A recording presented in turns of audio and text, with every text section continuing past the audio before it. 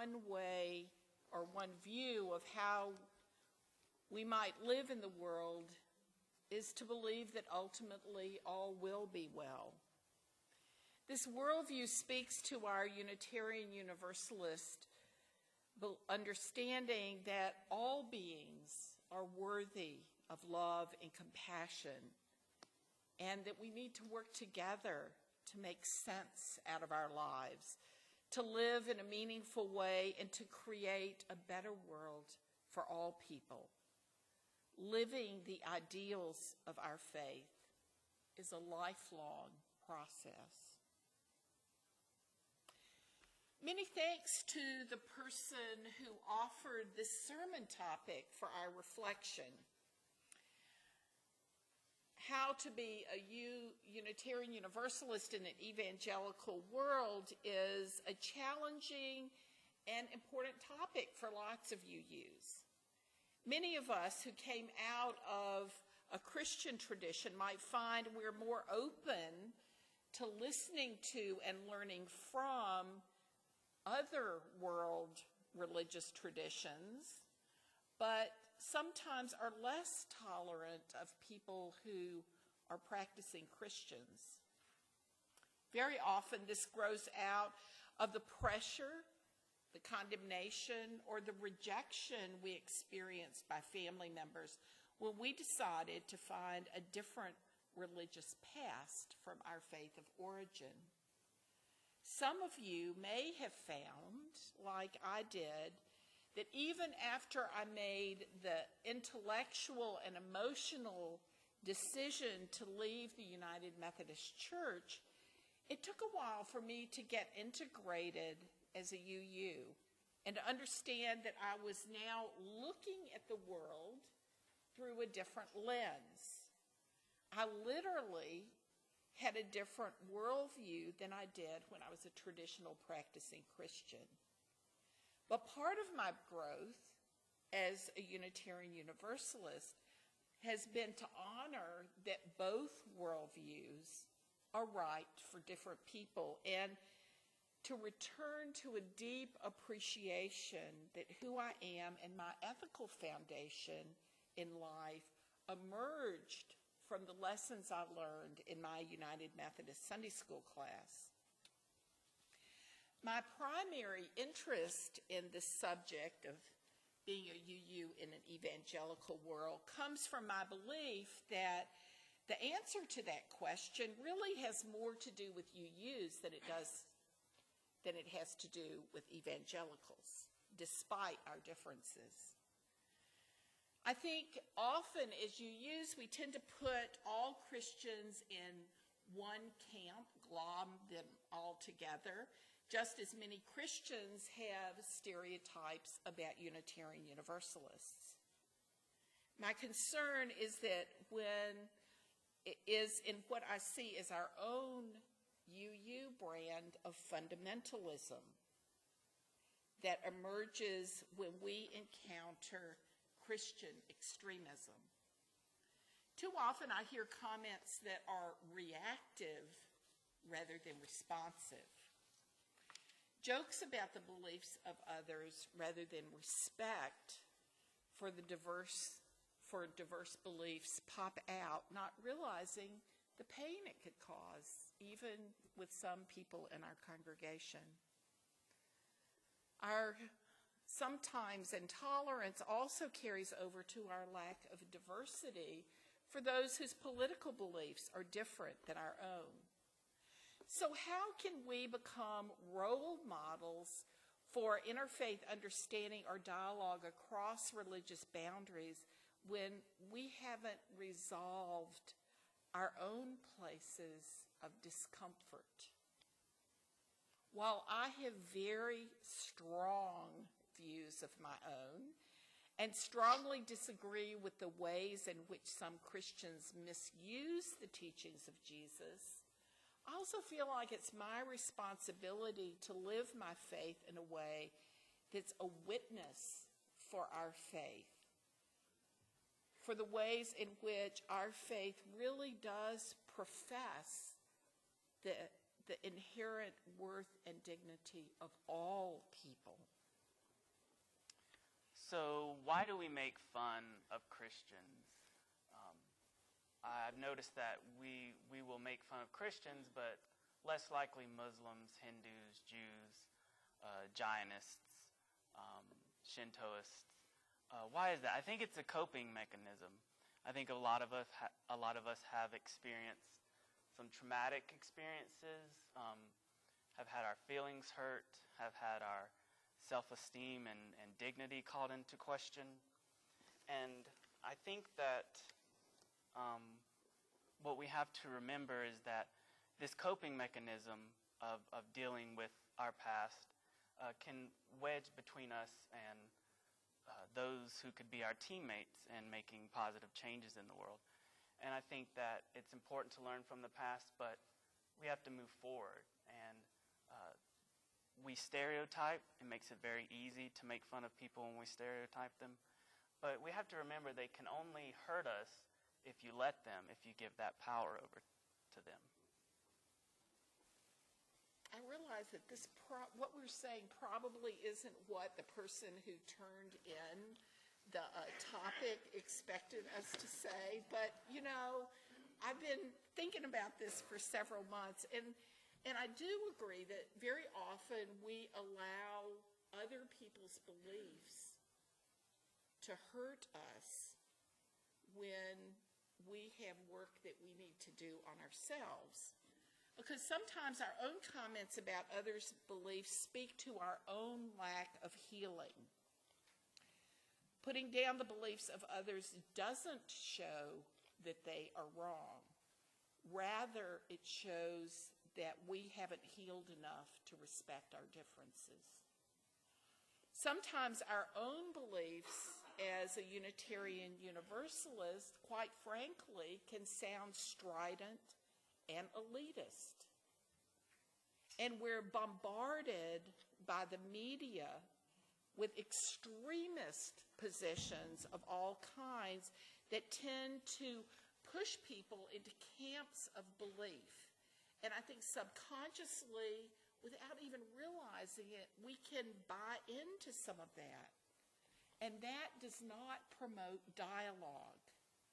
Part of our work in this community is to help us heal and to see with compassion that most people in the world are doing the best they can.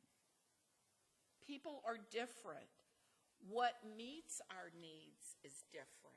I mean, look at the variety of beliefs within this congregation, not to mention the larger community. Human beings find comfort and a foundation for living in the world in different ways.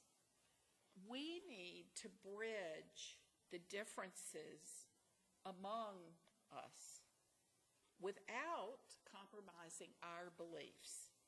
What challenges us is how to bridge our differences when the ways we see the world really are very different. Even if some evangelical Christians cannot see the world through our worldview, we can be respectful of our differences and relate from our deepest values.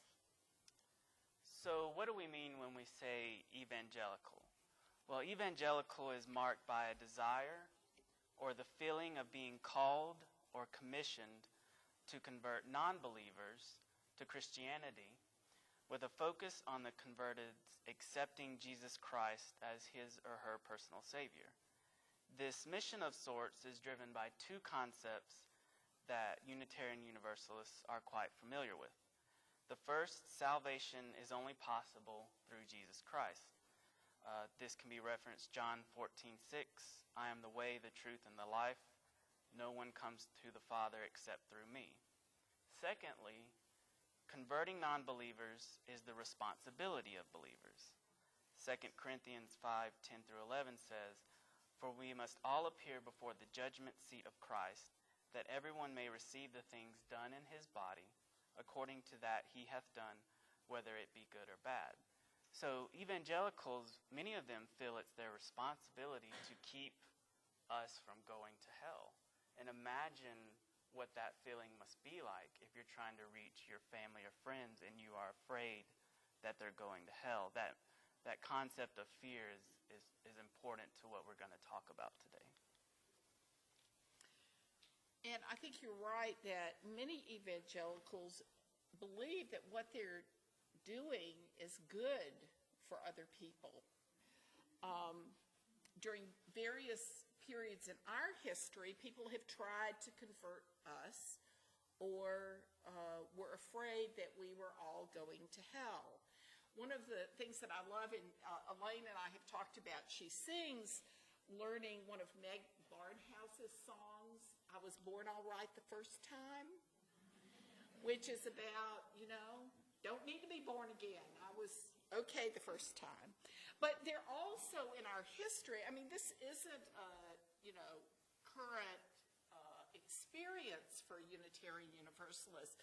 One of my favorite stories comes from the pioneer days when, and this is a documented story, when one of our Universalist preachers, would have his big circuit and go through different towns. Well, in one village, the two preachers of the two congregations that actually had a building in that village decided that they were going to help out this Universalist preacher, and the next time that he came through the village, they were going to kidnap him, lock him in one of the churches with the two of them until he was saved.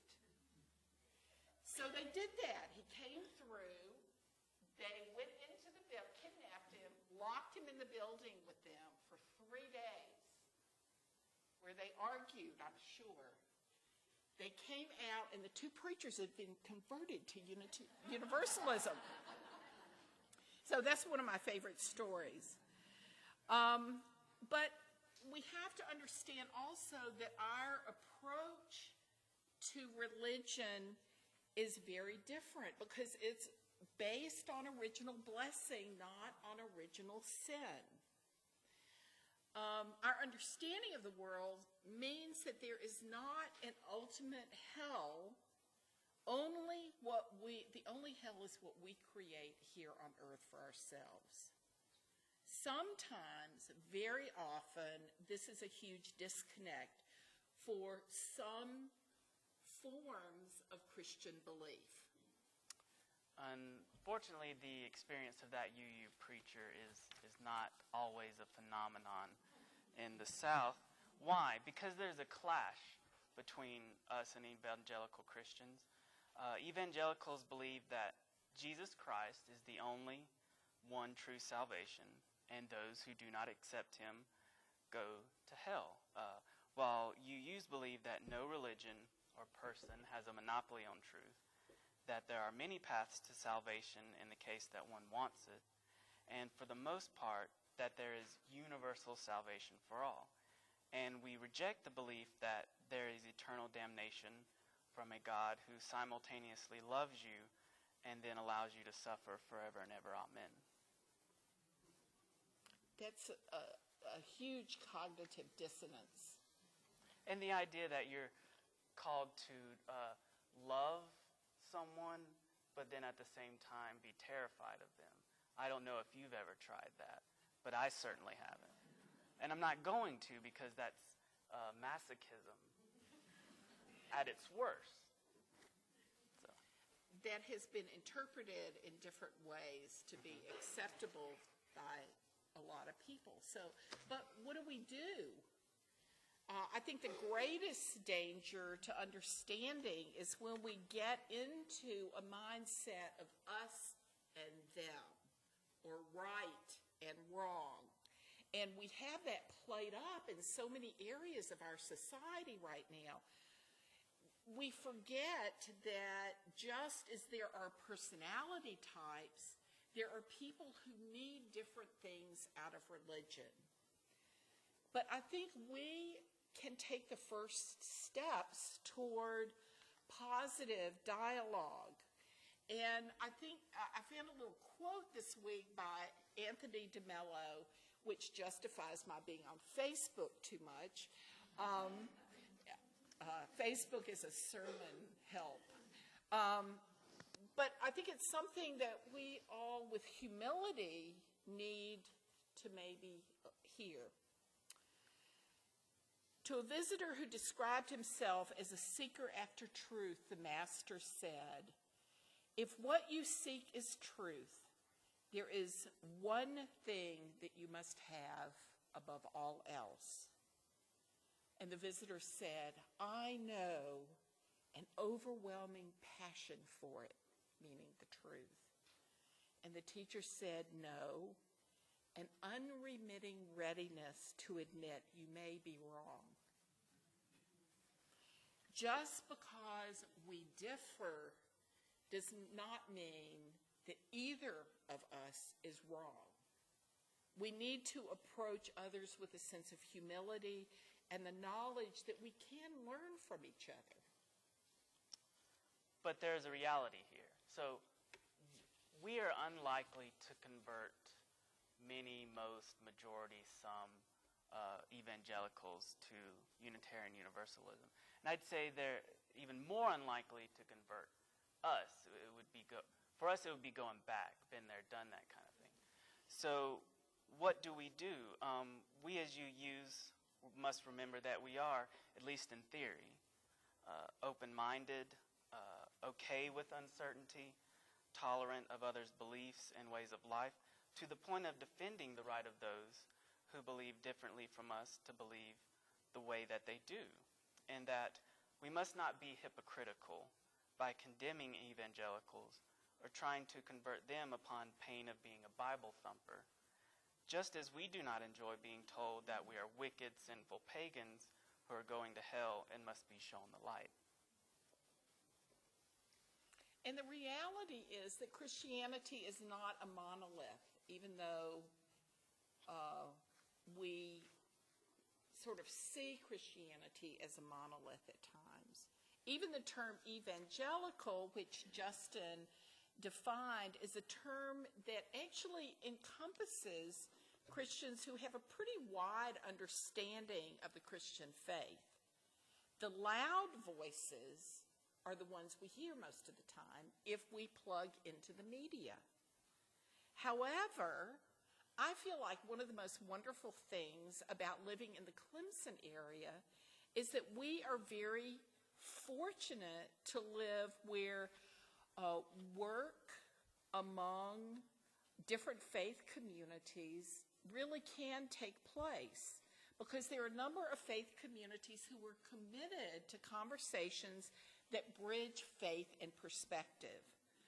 Working together on social justice projects helps us understand other people's faiths and helps them understand us.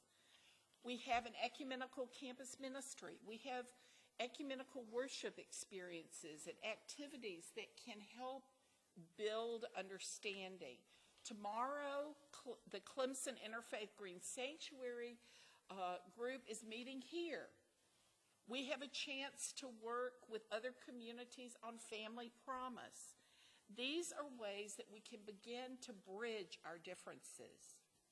We need to move beyond our own tension about evangelical pressures so that we can feel comfortable living in ways that show how our Unitarian Universalist faith affirms love as the foundation for our actions in the world.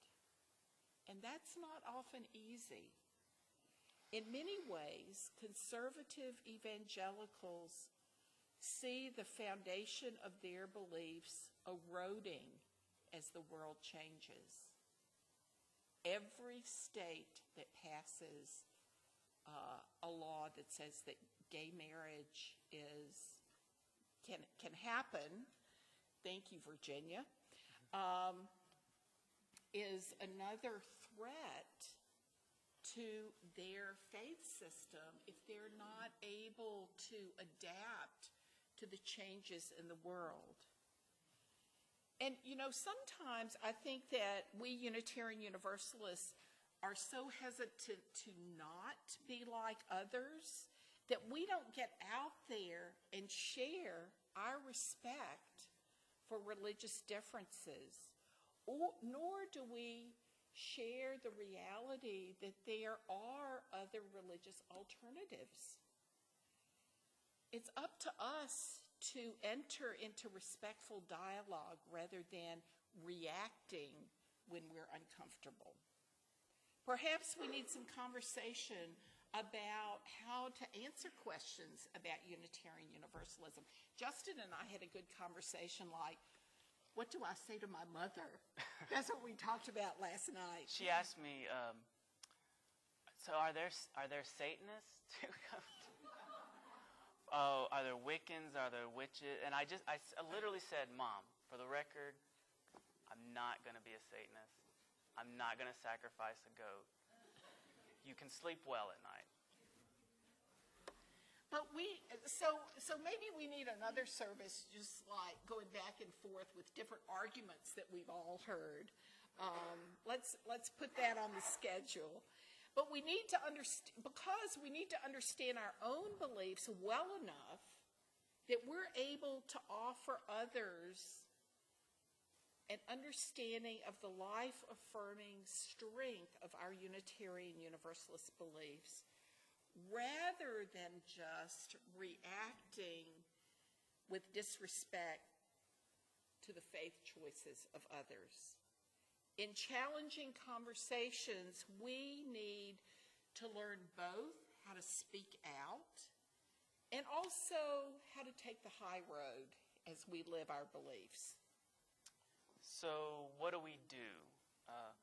Because our UU's covenants, beliefs, and ideas allow for the existence of other covenants, beliefs, and ideas, and hold in general diverse paths to truth and salvation, or some variant of it, such as happiness, for each truth seeker are not mutually exclusive.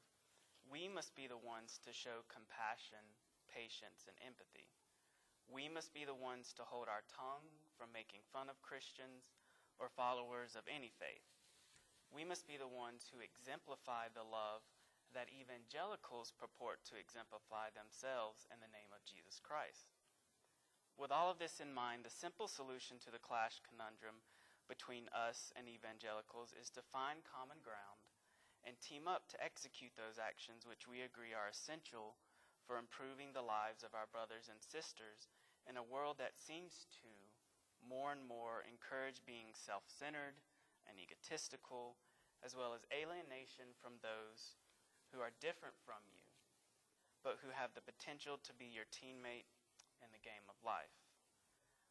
One of the verses I said earlier was, knowing therefore the terror of the Lord, we persuade them. So evangelicals are motivated by love sometimes, but there is a fear factor in it.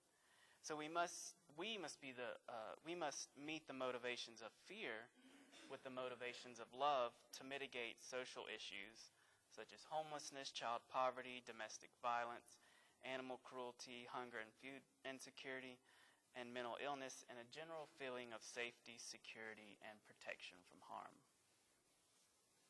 And as we interact with people whose beliefs may be very different than our own, we need to remind them, and we need to remember ourselves, that after all, we grew out of the Christian faith.